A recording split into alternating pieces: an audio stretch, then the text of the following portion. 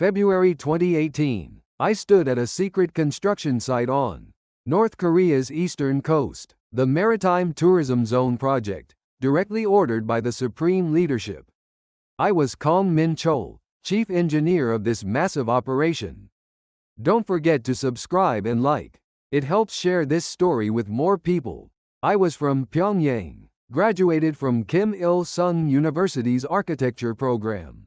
At 35, I was already a department head at the National Construction Bureau. My wife and 6-year-old daughter lived comfortably in a central Pyongyang apartment. Comrade Min-chol, this project has the supreme leader's personal attention. Failure is not an option. Park Young-soo, the site manager, told me. He was 10 years older but always cautious. Because someone scarier than us was watching. Comrade Ri Chol-ho from the Security Bureau will be stationed here permanently. Everything changed that day. Ri Chol-ho was a thin man in his 50s with sharp eyes. He wore a black uniform and patrolled constantly. Comrade Kong, you're 15% behind schedule.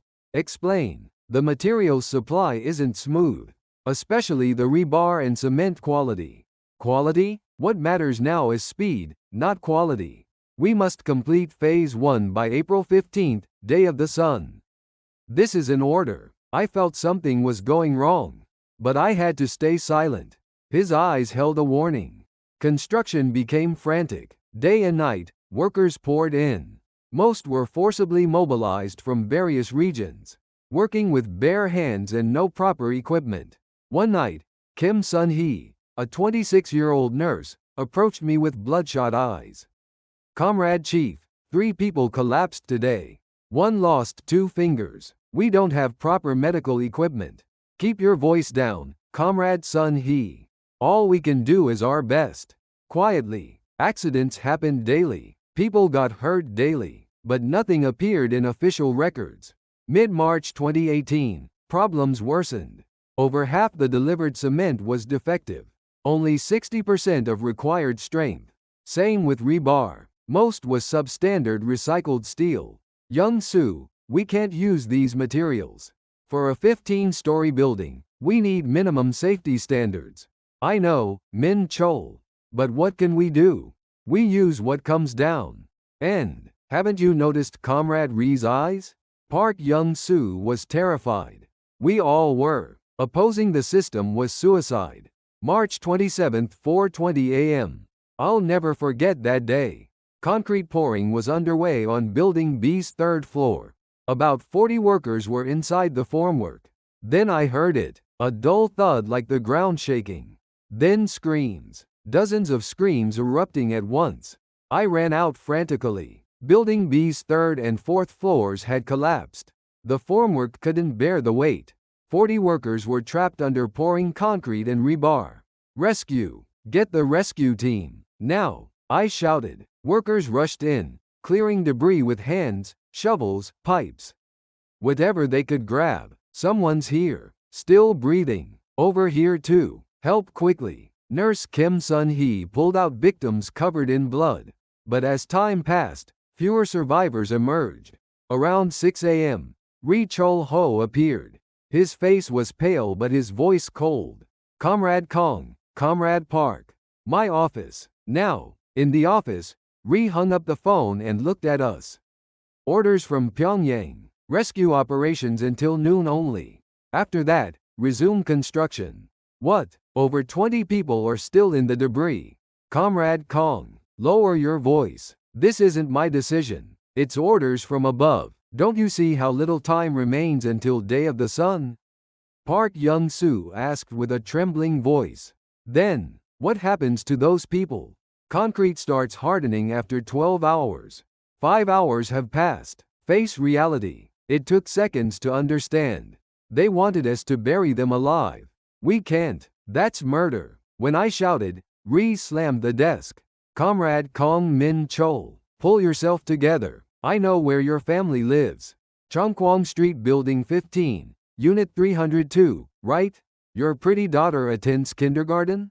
My whole body froze. It was a threat. A blatant threat. Rescue until noon, then resume construction. This is an order. Obey. Noon came. The rescue team received withdrawal orders. We rescued 17 people. 9 were already dead, 8 critically injured, and 23 were still trapped in the concrete. Continue. Reinstall formwork in that section and prepare for concrete pouring. Ree's order fell. Workers resumed with heads down. Nobody spoke. Nobody could. I stood there all afternoon, watching gray concrete from the mixer completely cover the people buried below. My hands felt stained with blood. That night, nightmares began.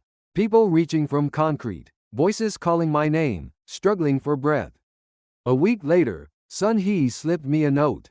I remember the 23 names.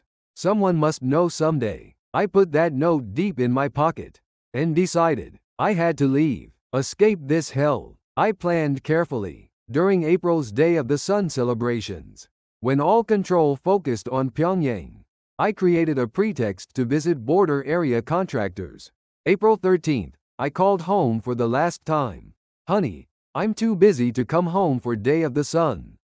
Sorry, it's okay. Take care. Jisoo misses you. I miss her too, so much. Tell Jisoo, Daddy loves her. After hanging up, I cried for a long time, knowing this was the last time.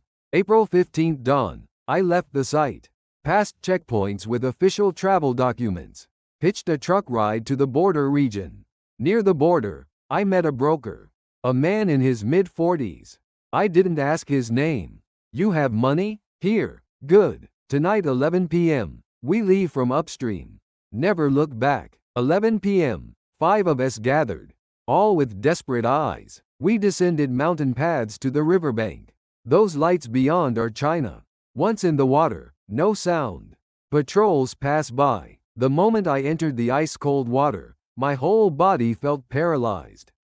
But I couldn't stop. I crossed the river, swimming, crawling, pushing through currents with my whole body. Halfway across, gunshots behind me. Then screams. One of us was hit. I didn't look back. As the broker said, never look back. When I stepped on Chinese soil, I collapsed. Couldn't breathe. Get up, quickly. If caught here, it's over. The broker pulled me up. We ran through darkness. 3 months later, July 2018, I finally arrived at Incheon Airport. Republic of Korea soil. My first taste of freedom. But freedom was heavier than expected. During National Intelligence Service questioning, I testified about everything I saw. The Maritime Tourism Zone project, defective materials, the collapse, and 23 people buried alive. Mr. Kong, if this testimony is true, it will cause major waves. Will you inform the international community?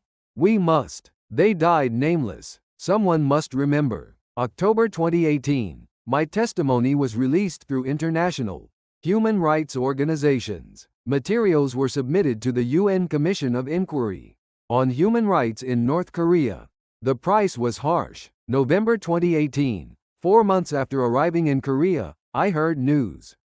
My wife and daughter disappeared from Pyongyang, transferred somewhere. Guilt by association. I knew what happens to defectors' families. But facing that reality, I couldn't breathe. 1 year passed. I lived in a small room receiving settlement support. Days I did manual labor at construction sites. Couldn't do design work. My hands trembled. One day, I heard Nurse Kim Sun-hee arrived in Korea. I found her. Comrade Chief. Min Chol. Sun-hee, I'm glad you're safe. I have the list. The 23 names. I secretly copied them from medical records. Seeing the paper she handed me, tears came. Names, ages, hometowns, 23 lives. What can we do with this? Record it. Tell the world that they existed. We visited human rights organizations together and began testifying at international forums, university lectures, media interviews. 2024. I created a memorial website with the 23 names and photos. A space to remember those who disappeared nameless in North Korea. Sometimes I dream at night. My daughter Ji-soo looking out a window somewhere. I stand outside that window, but my knocking makes no sound. But I'll keep knocking. through testimony, records, memory. The 23 names buried under concrete. My daughter's name trapped somewhere. And countless people still remaining there. This is my atonement. The only thing I, who was cowardly, who survived, can do. Thank you for listening to this story. And please, remember that they existed, that they too had names, families, and dreams like us. Freedom isn't free. It stands on someone's sacrifice. I'll live carrying that weight until my last breath.